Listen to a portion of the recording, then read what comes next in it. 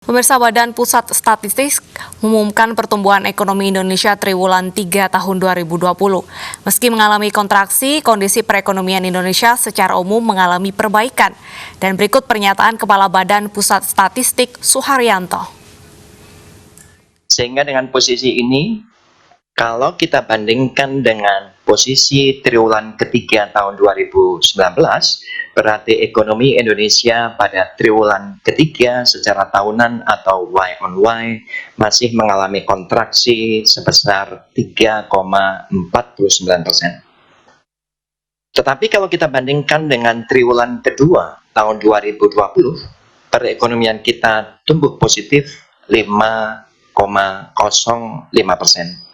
Sehingga secara kumulatif, pertumbuhan ekonomi Indonesia triwulan 1 sampai dengan triwulan ketiga itu masih mengalami kontraksi sebesar 2,03%. Apa yang bisa kita lihat dari tiga angka ini?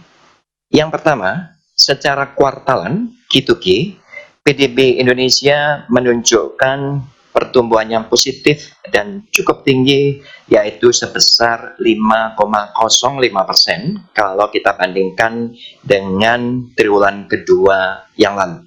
Artinya, terjadi perbaikan ekonomi yang cukup signifikan, dan ini bisa menjadi modal yang bagus untuk melangkah ke triwulan keempat tahun 2020. Yang kedua, secara tahunan, Y on Y, meskipun pertumbuhan ekonomi kita masih mengalami kontraksi sebesar 3,49%, tetapi kontraksinya tidak sedalam kuartal kedua tahun 2020 yang sebesar minus 5,32%. Artinya terjadi perbaikan, dan tentunya kita berharap di triwulan keempat situasinya akan menjadi lebih baik.